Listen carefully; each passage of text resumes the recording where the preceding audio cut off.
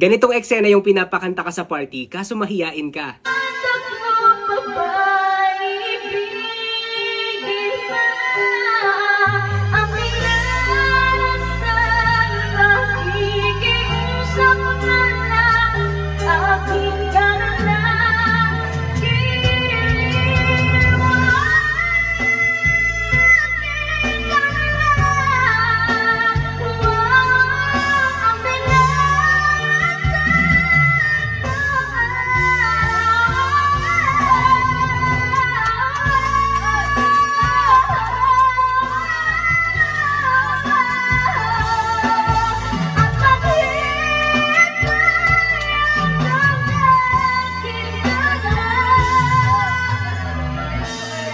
Ate, okay lang yan. Sa ganda ng boses mo, babalikan ka nun. Kung hindi, akin ka na lang.